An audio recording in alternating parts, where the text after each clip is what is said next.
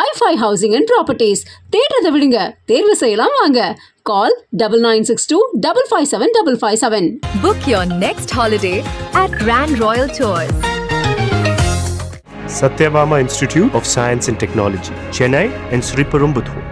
கன்னியாகுமரியோட காங்கிரஸ் பாராளுமன்ற உறுப்பினரான திரு விஜய் வசந்த் அவர்கள் அவருடைய எக்ஸ்பிரஸ் பக்கத்தில் ஒரு பதிவு ஒன்று போட்டிருக்காரு. கிரேட் நிக்கோபார் அப்படிங்கிறது வெறும் நிலப்பகுதி மட்டும் கிடையாது, அது ஒரு விலைமதிப்பற்ற சூழலியல் புதியலும் தனித்துவமான பல்லுயிர் பெருக்கம் அப்படின்னும் மற்றும் பழங்குடி சமூகங்களோட தாயகமும் ஆகும் அப்படிங்கிற மாதிரி போட்டிருக்காரு. தலைவர் ராகுல் காந்திஜி அவர்களுடைய கிரீன் ஓவர் கிரீட் அப்படிங்கிற இந்த பிரச்சாரத்தில் இணைஞ்சு வளர்ச்சி அப்படிங்கிற பெயரில் நடக்கக்கூடிய கண்மூடித்தனமான அழிவுக்கு எதிராக தாங்களும் நிற்கிறதுல ரொம்ப பெருமை கொள்கிறோம் அப்படிங்கிற மாதிரி இந்த விஷயத்தை தன்னுடைய சோஷியல் மீடியா பேஜில் ஷேர் பண்ணியிருக்காரு. இந்த இதுவே ரெக்கக்னைஸ் பண்ணியிருக்காங்கன்னா அது வந்து நேரில் பெரிய விஷயம் தான் சொல்லுவேன். இப்போ தந்தையோட மறைவுக்கு பிறகு அந்த டைம் பேசினாங்க. ஸோ அந்த குடும்பத்துக்கு தான் நாங்கள் வந்து சில விஷயங்கள் பண்ண வேண்டியது இருக்குங்கிற மாதிரி காங்கிரஸ் சில தலைவர்கள் பேசினாங்க. ஸோ எளிமையாக நடந்துருச்சு அவங்களுக்கு இந்த சீட் வந்தது? இல்லை அப்படின்னு நம்ம சொல்ல முடியாது. ஏன்னா வந்து அதாவது அப்பாவோடைய தொண்டு காங்கிரஸ் கட்சிக்கு பார்த்திங்கன்னா வந்து ஈடு கொடுக்க முடியாத ஒரு தொண்டு. கட்சிக்கு மட்டும் இல்லை, மக்களுக்கும் சரி, சமுதாயத்துக்கும் சரி, அதே மாதிரி வந்து வியாபாரிகளுக்கும் சரி. ஸோ அவங்களோட ஜேர்னி வந்து ஒரு பெரிய ஜேர்னி. அவங்களுடைய கனவு ஃபுல்ஃபில் ஆனது 2019 ஒரு எம்பி ஆகி அவங்களுடைய அந்த டேர்மை முடிக்க முடியாமல் அவங்க வந்து கொரோனாவால் பாதிக்கப்பட்டு இறந்துட்டாங்க. இதில் வந்து என்னென்னா வந்து அந்த டைமில் தான் வந்து எனக்கு வந்து அப்பாவோட கனவுகளை நிஜமாக்கணும். ஏன்னா அது வரைக்கும் இருக்கும்போது நம்ம ஒரு ஃப்ரண்ட் ரன்னராக இல்லவே இல்லை. நான் வந்து அரசியல்னாலும் அப்பா கூட ஈடுபாட்டில் இருந்தேன். நான் ஃபஸ்ட்டு அப்பா மேயர் எலெக்ஷன்லேருந்து கேம்பெயின்ஸ் போயிருக்கேன். அப்போ காலேஜ் ஸ்டூடெண்ட் நான். ஸோ அந்த மாதிரி நம்ம பிஹைண்ட் இதில் அப்பா இப்படி பண்ணலாம்ப்பா அப்படி பண்ணலாம்ப்பான்னு கன்னியாகுமரி வரும்போது நாங்கள் ரொம்ப இன்வால்வாக இருந்தோம். ஃபார் எக்ஸாம்பிள் பார்த்தீங்கன்னா வந்து நோவல் டாட்டா அவர்களை பார்த்து வந்து டிசிஎஸை கொண்டு வரணும்னு கேட்டோம். அதே மாதிரி ஒரு ஜப்பான் நிறுவனத்தோட வந்து கடல் சீத்தத்தை எப்படி பண்ணலாம்னு பேசினோம். அப்பா வந்து முயற்சி எடுத்து ஏர்போர்ட்டே வர ஃபீஸிபிலிட்டி இல்லைன்னு சொல்லும்போது ஒரு எக்ஸ்பர்ட்ஸை கூப்பிட்டு வந்து அவங்கள டெல்லி கூப்பிட்டு போய் வாங்கி எஸ் இஸ் ஃபீஸிபிள்னு சொல்லி ஃபஸ்ட் ஃபேஸ் பண்ணி செகண்ட் ஃபேஸும் ஓகே. ஸோ இந்த மாதிரி ஒரு விஷனோட போயிட்டு இருக்கும்போது திடீர்னு மறைந்தவொடனே ஐயோ அது பண்ண வேண்டிய கடமை நம்மளுடைய கடமைன்னு நான் சொல்லுவேன். ஒரு தந்தையை விட்டு போன பணிகளை மகனாக செய்ய வேண்டியது, அது குடும்ப ரீதியாகவும் சரி, வசந்தன் கோவாக இருந்தாலும் சரி, சமூக பணியாக இருந்தாலும் சரி, வந்து இது எனக்கு செய்ய வேண்டிய கடமைன்றது எடுத்து உங்களுக்கு அந்த கடமையை அதை நம்ம பண்ணணுங்கிற ஒரு ஆசையும் கடமையும் இருக்குது. பட் கட்சிக்குள்ளே அதை முழுமையாக ஒத்துக்கிட்டாங்களா? கட்சிக்குள்ளே வந்து முழுமையாக ஒத்துக்கிட்டாங்கன்னா நான் வந்து மறைந்த பின்பு நான் உள்ளே வரல. அதுக்கு முன்னாடி பார்த்து ஏஐசிசி மெம்பராக இருந்திருக்கேன், ஆர்ப்பாட்டங்களில் கலந்துருக்கிறேன், நிகழ்ச்சிகளில் கலந்துருக்கேன். ஏன்னா அப்பா ஃப்ரண்ட் ஹேண்ட் இருந்தாலும் நம்ம தெரியல. நிறைய பேர் கேட்டால் நீங்கள் கட்சியில் என்ன இருந்தீங்க சார், நான் இதில் இருந்தேன் பாருங்க அப்படின்னு ரெஃபரன்ஸ். ஓகே நீ இருந்திருக்கீங்களான்னு ஒரு இது வந்து அப்பா மறைவு பின்பு வந்து நம்ம தெரிஞ்ச உடனே ஒரு லைம் லைட்டில் வந்த மாதிரி. நடுவில் கார்த்தி சிதம்பரம் அவர்கள் கன்னியாகுமரி தொகுதிக்கு வந்து பிரியங்கா காந்திக்கு விருப்ப மனு கொடுத்தாரு இல்லையா? அப்போ எப்படி இருந்துச்சு அது? அப்போ எனக்கு என்ன தோணுச்சுன்னா, ஓகே கட்சிக்குள்ள முன்னாடியே அதுக்கு முன்னாடியே பேசிட்டு இருந்தாங்க, விஜய் வசந்துக்கு தான் தொகுதி கொடுக்க போறாங்க அப்படின்னு பேசிட்டு இருக்கும்போது இந்த ஒரு நிகழ்வு நடந்தது. கட்சிக்குள்ள அப்போ ஒரு சப்போர்ட் இல்லாம இருக்கும் அப்படி ஒன்று. அதாவது அதுக்கு தான் பேர் விருப்ப மனுன்னே வச்சிருக்காங்க. அவங்க விருப்பப்படுறவங்கள வந்து இது பண்றது தான் விருப்ப மனு வச்சிருக்காங்க. ஏன்னா வந்து அப்பா போட்டியிடும் போது ராகுல் காந்தி அங்கே போட்டியிடும் சொல்லி விருப்ப மனு கொடுத்தவங்களும் இருக்காங்க. ஸோ அதனால அந்த விருப்பத்தை வந்து ஒரு அகில இந்திய தலைவர் நம்ம தொகுதியில் கன்னியாகுமரி வந்து காங்கிரஸோட கோட்டையாக இருந்த ஒரு இது, காமராஜர், குமரி அனந்தன் இவங்கெல்லாம் வெற்றி பெற்ற ஒரு இது, டென்னிஸ் எல்லாருமே வெற்றி பெற்று ஒரு காங்கிரஸோட இதாக இருந்தனால அந்த ஒரு பலம் இருக்கிறதுனால வந்து பண்ணால் நல்லா இருக்கும்ன்ற ஒரு இது. இப்போ சீட் கொடுத்தாச்சு, எந்த அளவுக்கு நம்பிக்கையா இருக்கீங்க? ரொம்ப நம்பிக்கையா இருக்கு. மக்கள் என்ன ரெஸ்பான்ஸ் சொல்றாங்க? மக்கள் ரெஸ்பான்ஸ் ரொம்ப நல்லா இருக்கு, ரொம்ப நல்லா இருக்கு. அதே மாதிரி என்னன்னா வந்து ஆதரவும், அதாவது வந்து முதற்கண் வந்து கட்சியோடைய ஸ்ட்ரென்த்தும் இந்த எங்களுடைய கூட்டணியோடைய பலமும், அதுபோல் அப்பா விட்டு சென்ற பணிகளும், அதுபோல் ராகுல் காந்தி அவர்களுடைய வருகை, அது வந்து அந்த கரெக்டாக அந்த மார்ச் 1 வந்தது வந்து ஒரு பெரிய எழுச்சியை கொடுத்தது.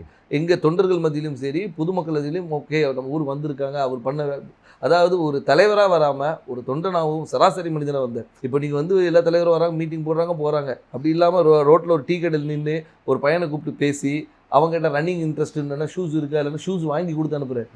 ஸோ இந்த மாதிரி ஒரு இதுக்கு பர்சனல் கனெக்ட், திடீர்னு போய்ட்டு ஸ்கூலில் போய் தண்டனை எடுக்கிறாரு, இன்ட்ராக்ட் பண்ணுற ஸ்டூடெண்ட்ஸோட. அதே மாதிரி பார்த்தா இது முந்தின இதில் பார்த்தா நெசவாளிகளும் சரி, விவசாயிகள் இன்ட்ராக்ஷன், மீனவர், அந்த மாதிரி எல்லாரோட கனெக்ட் பண்ணும்போது வந்து நம்மளோட ஒருத்தர் அவர் அப்படின்ற ஒரு அஃபினிட்டி வருது. அது போக மட்டும் இல்லாமல் இப்போ ஆளுகின்ற பிஜேபி அரசு மீது உள்ள எதிர்ப்பும் அதிருப்தியும் கூட ஒரு பெரிய பலமாக இருக்கும். கன்னியாகுமரியில் பிஜேபிக்கு கொஞ்சம் ஸ்ட்ராங் இல்லையா? பொன்னார் அவர்கள் ரொம்ப ஸ்ட்ராங்கான கேண்டிடேட் தான் இல்லையா? அதை மறக்க முடியாது. கண்டிப்பாக அதை நம்ம மறுக்க முடியாது. நம்ம வந்து அதாவது பிஜேபி தரப்பில் திரு பொன் ராதாகிருஷ்ணன் அவர்கள் வந்து ஒரு 2 முறை எம்பியாக இருந்தவர் தான், ஒரு பெரிய வேட்பாளர். ஆனாலும் எங்களுடைய கூட்டணி, அதாவது எங்கள் திமுக சார்ந்த கூட்டணி வந்து மிக பலமான கூட்டணி சொல்லலாம். அது வந்து திமுக மட்டும் இல்லாமல் எங்களை சார்ந்து இருந்த மதிமுக, அதுக்கப்புறம் விடுதலை சிறுத்தைகள், அதுக்கப்புறம் முஸ்லீம் லீக், அதுக்கப்புறம் மனிதநேய மக்கள் கட்சி, இது எல்லாமே பார்த்தீங்கன்னா வந்து எங்களுடைய ஒவ்வொரு பேஸையும் கவர் பண்ணுது. அதாவது ஒரு முஸ்லீம்ஸ் கவர் பண்ணுது, திமுகவோட ஸ்ட்ராங் ஹோல்டு, மதிமுகவோட ஸ்ட்ராங் ஹோல்டு, அந்த மாதிரி வந்து எல்லா பாக்கெட்டும் கவர் பண்ணி எங்களோட ஸ்ட்ரென்த்தை வந்து நான் இன்னும் மொபைலைஸ் பண்ணி வச்சுருக்கோம். ஸோ இப்போ பார்த்தீங்கன்னா வந்து இது வந்து எங்களுடைய ஷோர் ஷாட் விக்ட்ரின்னு சொல்லலாம். ஸோ உங்கள் கூட்டணியோட ரொம்ப ஸ்ட்ராங்காக இருக்குது, அந்த கூட்டணியை ஒரு பெரிய வெற்றி தேடித்தரும்னு சொல்கிறீங்க. கண்டிப்பாக திரு வசந்தகுமார் அவர்களுக்கு கன்னியாகுமரி தொகுதி மக்கள் வாக்களித்தாங்க. ஏன் விஜய் வசந்த் அவர்களுக்கு வாக்களிக்கணும்? ஏன் உங்களுக்கு வாக்களிக்கணும்? அதான் வசந்தகுமார் அவர்களுக்கு வாக்களித்தனால விஜய் வசந்துக்கு வாக்களிக்கணும்னு நான் சொல்ல வரல. ஆனால் ஒரு காங்கிரஸ் வேட்பாளராகவும் அதே மட்டுமல்ல வசந்தகுமார் அவர்கள் வந்து இந்த மக்களுக்கும் கன்னியாகுமரி மக்களுக்கும் பல துண்டுகளை செஞ்சுருக்காங்க. அது விட்டு போன பணிகளை வந்து அவர் மகன் செய்வார் என்ற ஒரு நம்பிக்கை அவங்களுக்கு இருக்குது. அது மட்டும் இல்லாமல் வந்து நான் வந்து ஒரு வாரிசாக வந்து நேராக போயிட்டு வந்து நான் நேராக டெல்லியில் இங்கேயும் போய் வரல. அடுத்த நாளே மக்களை சந்தித்தேன், மக்களோட இருந்தேன், எல்லா நிகழ்ச்சிகளை கலந்து கொண்டு எல்லாரோட நிறை குறைகளை கேட்டுட்ருக்கோம், மக்களாக இருந்தோம். அது ஏன்னா எடுத்தவொன்னே அக்செப்ட் பண்ணிக்க மாட்டாங்க. கேட்குற கேள்விக்கு நான் சொல்கிறேன், அதை அக்செப்ட் பண்ண வைக்கிறதுக்கு நான் ஒர்க் பண்ணேன். ஸோ அதனால் வந்து அப்பாவுடைய இடத்தை வந்து மகன் வந்து நிரப்பார் என்ற நம்பிக்கையை அவங்களுக்கு கொடுத்தேன். அந்த நம்பிக்கையை வந்து எல்லார் மேலேயும் பெருசாகவே இருக்குது. அதனால் வெற்றி வாய்ப்பு ரொம்ப நல்லா இருக்குது. குமரி மாவட்டத்தில் வரீங்க, ரொம்ப படித்த மாவட்டம், ஆனால் அங்கே நிறைய பிரச்சனைகளும் இருக்குது. அதை கரெக்டாக ஐடென்டிஃபை பண்ணியிருக்கீங்களா? என்னென்ன திட்டங்கள் வச்சுருக்கீங்க? கண்டிப்பாக. அதாவது வந்து நீங்கள் கன்னியாகுமரியை பொறுத்த வரைக்கும் பார்த்தீங்கன்னா வந்து இந்த மிக்ஸ் ஆஃப் ஆல்னு சொல்லலாம். அதாவது கடல் இருக்குது, மலை இருக்குது, எல்லாமே இருக்குது. அதனால் வந்து மக்களுடைய தேவைகளும் அவங்களுடைய இதுவும் நிறைய வேறுபாடுகள் இருக்குது. ஒரு பாக்கெட்டையும் நாங்கள் அனலைஸ் பண்ணி வச்சுருக்கோம். அதாவது இந்த மக்களுக்கு இது தேவை, இவங்களுக்கு இது தேவையில்லைன்ற அளவுக்கு அனலைஸ் பண்ணி வச்சுருக்கோம். மக்களுக்கு விரோதமான எந்த ஒரு சட்டத்தையும் கொண்டு வரக்கூடாது என்ற ஒரு முடிவும், மக்களுக்கு எப்போவுமே நன்மை கொடுக்கணுன்ற ஒரு சட்டத்தை கொண்டு வரணும். அவங்க மக்களுடைய வாழ்வாதாரத்தை உயர்த்துகிற அளவுக்கு என்ன செய்யணுமோ அந்த திட்டங்களை கொண்டு வந்து. எனக்கு தெரிஞ்ச வரைக்கும் குமரி மாவட்டத்தில் வாழ்வாதாரம் ஓரளவுக்கு நல்ல வாழ்வாதாரம் இருக்கும். எல்லாமே படித்தவங்களாக இருப்பாங்க, வேலையில் இருப்பாங்க. ஆனால் என்னென்னா அங்கே என்ன வேலை கிடைக்குன்னா, ஒன்று படித்து முடித்தா டீச்சர், பெண்களாக இருந்தால் நர்ஸு, அப்படி இல்லைன்னா இப்போ ஒரு சமீப 10 வருடங்களாக சாஃப்ட்வேர் இன்ஜினியர் நிறைய பேர் வந்து சென்னையில் வேலை பார்க்குறாங்க, ஃபாரின் போவாங்க, கப்பல் போவாங்க, இந்த மாதிரி வேலை செய்வாங்களே தவிர மாவட்டத்துக்குள்ள வேற என்ன வேலை வாய்ப்புனா எதுவுமே பெருசாக கிடையாது. ஃபேக்ட்ரிஸ் கிடையாது, சாஃப்ட்வேர் கம்பெனிஸ் கிடையாது. அப்போ அதற்கான திட்டங்கள் என்ன? அதற்கான திட்டங்கள் நிறைய கொண்டு வர திட்டங்கள் நிறைய இருக்குது. ஏன்னு சொல்லிங்கன்னா வந்து நீங்கள் சொல்கிற ரிக்குவயர்மெண்ட்ஸ் மட்டும் பார்த்தீங்கன்னா வக்கீல்களும் மாதிரி நிறைய இருக்குது, டாக்டர்ஸ் நிறைய இருக்கிறாங்க. நீங்கள் சொன்ன அது நர்ஸ் டாக்டர்ஸ். அது மட்டும் இல்லாமல் வந்து லிட்ரஸி ரேட் அதிகம் இருக்கிறதுனால வந்து இவங்க பல இடங்களில் ஸ்ப்ரெட் பண்ணியிருக்கிறாங்க. ஸோ அது மாதிரி தொழிற்சாலைகளை கொண்டு வரது வந்து ஒரு சில பாக்கெட்டில் கொண்டு வரலாம். நீங்கள் பார்த்தீங்கன்னா தொழிற்சாலைகள் வந்து ஒரு இடத்துல கூட, அதே மாதிரி கடற்புற கதை வந்து டெவலப் பண்ணுறது என்னென்ன கொண்டு வரணும். ஸோ தொழிற்சாலையை கொண்டு வருது. அதனால வந்து ஒவ்வொரு ஊர் இப்போ பார்த்தீங்கன்னா ரப்பர் ஃபேக்ட்ரி இருக்காங்க, ரப்பர் ஃபேக்ட்ரியை வந்து நம்ம டெவலப் பண்ணலாம்.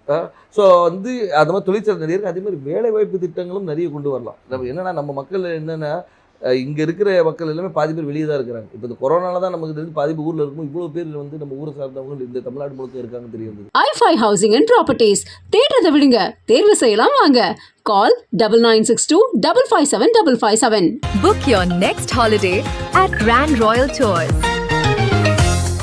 Satyabama Institute of Science and Technology, Chennai and Sriperumbudur.